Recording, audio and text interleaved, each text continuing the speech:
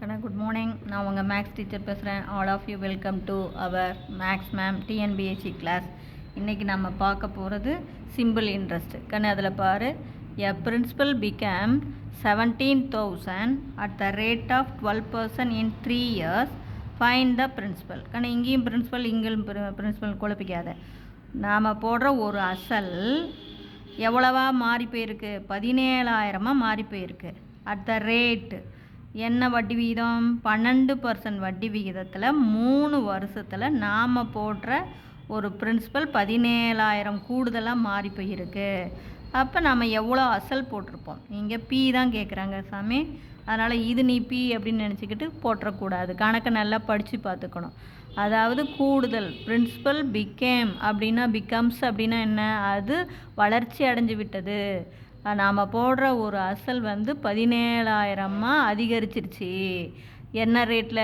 12% வட்டி வீதத்தில் 3 வருஷத்தில் அப்படிங்கிறாங்க. அப்போ இப்போ நமக்கு நல்லாவே தெரியும். இது அதிகரித்த அமௌண்ட் கூடுதல். இது ஏன்னு எடுத்துக்கணும். இது ரேட் ஆஃப் இன்ட்ரெஸ்ட்டு 6. நம்ம போடுற கால அளவு என்ன. இப்போ பி என்னன்னு கேட்குறாங்க. இப்போ நமக்கு ஏ அப்படின்னா கூடுதல் தானே. ஏ எப்படி கிடைக்கும்? அதாவது கூடுதல் எப்படி கிடைக்கும் நமக்கு? நாம் போடுற பிரின்சிபல் ப்ளஸ்ஸு சிம்பிள் இன்ட்ரெஸ்ட். இந்த அசலும் வட்டியும் சேர்ந்தது தான் நமக்கு கூடுதல். இப்போ ஜஸ்ட்டு ஒன்றுமே இல்லை. இது பாருங்கள். இது அப்படியே என்ன? 17,000 பாருங்க. இந்த பி நமக்கு தெரியாது. ப்ளஸ்ஸு சிம்பிள் இன்ட்ரெஸ்ட்டுக்கான ஃபார்முலா பிஎன்ஆர் பை 100. நீ ஒன்றுமே பண்ணாத, அப்படியே அடிச்சிடலாம். அப்போ இது அப்படியே 17,000. இது பி ப்ளஸ்ஸு பி தெரியாது இன்ட்டு என் பாருங்கள் 3 வருஷம் இன்ட்டு ஆர் 12/100. இப்போ என்ன பண்ணணும் அப்படின்னாக்கண்ணே, இந்த 12க்கும் 100க்கும் அடிங்க. 3 எதால் அடிக்கலாம்? 4ஆல்.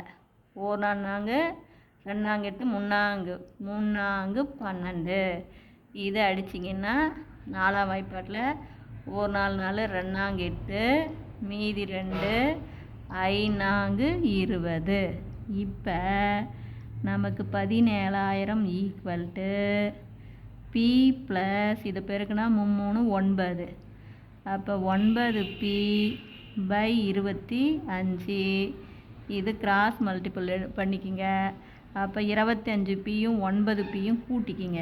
அப்போ 17,000 ஈக்குவல் டு இப்போ நீங்கள் கிராஸ் மல்டிபிள் பண்ணினா தங்கம் இது பாரு. இது 25p அதோட 9pயை கூட்டினீங்கன்னா 34p டிவைடட் பை 25. இப்போ இதுக்கும் இதுக்கும் அப்படியே 17ஆம் வாய்ப்பாட்டில் அப்படியே அடிக்கலாமா? இது அடிச்சின்னா 17ஆம் வாய்ப்பாடு 17 17 இந்த 3 0 அப்படியே போட்டுக்கணும். இது 17ஆல் அடிச்சின்னா என்ன வரும்? 2. அப்போ 2 பின்னு வந்துடுமா? எகைன் இந்த 2ஆல் இதை அடிங்க. ஏன்னா இங்கே பெருக்கலாக இருக்கிறது இந்த போனால் வகுத்தல் தான். அப்போ 1 2 இது என்ன வரும்? I2 10 0 0. அப்போ 25 வகுத்தில் இருக்கிற 25 இந்தாண்ட போய் பெருக்கும். அப்போ நமக்கு பி ஈக்குவல் டு 0 0 5 25 125. அப்போ நம்ம போடுற அசல் என்ன வரும்? 12,500 ரூபா. இப்போ புரியுதுங்களா? இது ஒன்றுமே இல்லை கண்ணு, பயந்துக்கக்கூடாது. இது கூடுதல் அப்படிங்கிறது நாம் போடுற அசல் ப்ளஸ் இன்ட்ரெஸ்ட்டு. எவ்வளோதான். பி தெரியல அப்படின்னா அப்படியே வச்சுக்கோ. உனக்கு ஒன்றுமே பண்ண வேண்டியதில்லை. என் 3 ஆர் 12%. இங்கே அடித்து நீ பி வெளியில் எடுக்கிறது அதெல்லாம் வேண்டாம். இதை அப்படியே கிராஸ் மல்டிபிள் பண்ணினா 34p டிவைடட் பை 25 வரும். இப்படியே அடிச்சுக்கலாம். இப்படி அடித்து போட்டிங்கன்னா அசல் பியை டக்குன்னு கண்டுபிடிச்சிக்கலாம். இப்போ புரிஞ்சுதுங்களா? அடுத்த கணக்கு பாரு. அடுத்த கணக்கு the interest for a principal 4,500 அப்படிங்கிற ஒரு அசலுக்கு அது அந்த அசல் which gives an amount 5,000 at the end of certain period is. அதாவது இது ஒன்றுமே இல்லை. கணக்கு பார்த்தா என்னமோ இருக்குதுன்னு நினச்சிடாத. இப்போ நாம் போட்ட ஒரு அசல் ஒரு குறிப்பிட்ட காலத்தில் 5,000 வளர்ச்சி அடையுது. அப்போ இன்ட்ரெஸ்ட் என்ன? இன்ட்ரெஸ்ட் என்ன? நாம் 4,500 தான் போட்டோம். ஆனால் அது 5,000 வந்திருக்கு. அப்போ இன்ட்ரெஸ்ட் 500 ரூபா. இவ்வளவு தான். புரியுதா? அவன் வந்து வேறு எதுவுமே கேட்கல. ஒரு குறிப்பிட்ட காலத்தில் எவ்வளோ இன்ட்ரெஸ்ட்டு 4500 போட்டிருக்கோம், 5000 கிடைக்குதுன்னா நமக்கு இன்ட்ரெஸ்ட் எவ்வளவு? 500 ரூபாய். இப்போ புரிஞ்சுதா சாமி? அடுத்த கணக்கு அடுத்த கணக்கு பாருங்கள். ஃபைண்ட் சிம்பிள் இன்ட்ரெஸ்ட் கண்டுபிடிக்கணும். ஃபார் த பிரின்சிபல் வந்து 1000 ருபீஸுக்கு 1 இயருக்கு at the rate of 10% per annum 10% வட்டி வீதத்தில் ஒரு வருஷத்துக்கு 1000 ரூபாய்க்கு சிம்பிள் இன்ட்ரெஸ்ட் என்ன? அப்படியே ஒன்றுமே இல்லை, சிம்பிள் இன்ட்ரெஸ்ட்டு நமக்கு அப்படியே தெரியும். சிம்பிள் இன்ட்ரெஸ்ட்டுடைய ஃபார்முலா நமக்கு PNR/100. அப்போ தேர்ஃபோர் நமக்கு பாரு சிம்பிள் இன்ட்ரெஸ்ட் என்ன? PNR/100. அப்போ P அப்படிங்கிறது எவ்வளவு அசல்? 1000 ரூபாய். N வந்து 1, காலம் வந்து நமக்கு தெரியும் 10%, ரேட் ஆஃப் இன்ட்ரெஸ்ட் வந்து 10/100. அப்படியே 2 ஜீரோவுக்கு 2 ஜீரோ, ஒரு ஜீரோ, இந்த ஒரு ஜீரோ. அப்போ நமக்கு எவ்வளோ வரும்? சிம்பிள் இன்ட்ரெஸ்ட் வந்து 100 ரூபாய். அவ்வளோதான். ஒரு வருஷத்துக்கு நாம் போடுற 1000 ரூபாய்க்கு 10%க்கு 100 ரூபா வட்டி கொடுப்பாங்க. புரிஞ்சுதா கண்ணு?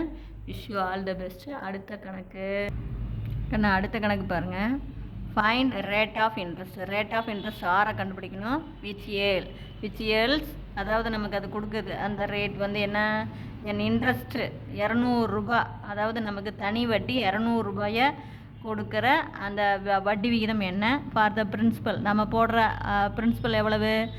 2000 ரூபாய்க்கு 200 ரூபா ஒரு வருஷத்துக்கு வட்டி கிடைக்குதுன்னா அது என்ன ரேட்டில் இருந்திருக்கும் அப்படிங்கிறாங்க. இப்போ நம்ம பாரு, நம்ம போடுறது 2000, அவன் கொடுக்குற இன்ட்ரெஸ்ட்டு 200 ரூபா, எவ்வளோ நாளில்? ஒரு வருஷம். அப்போ வட்டி விகிதம் என்ன? நம்ம ஜஸ்ட்டு இதே தான் எழுத போகிறோம். சிம்பிள் இன்ட்ரெஸ்ட் நமக்கு ஃபார்முலா என்ன? PNR/100. இப்போ சிம்பிள் இன்ட்ரெஸ்ட் எவ்வளோ கொடுக்குறாங்க? 200 ரூபா கொடுக்குறாங்க. நம்ம எவ்வளோ அமௌண்ட் போட்டோம்? அசல் எவ்வளவு? 2000 ரூபா இன்ட்டு N, காலம் எவ்வளவு? ஒரு வருஷம். நமக்கு R வட்டி வீதம் தான் தெரியாது, டிவைடட் பை 100. இப்போ அப்படியே அடிச்சுக்கலாம் பாருங்கள். 2 ஜீரோவுக்கு இந்த 2 ஜீரோ அடித்து தள்ளிடுங்க. அடுத்து இந்த ஒரு ஜீரோவுக்கு இந்த ஒரு ஜீரோ அடிச்சிருங்க.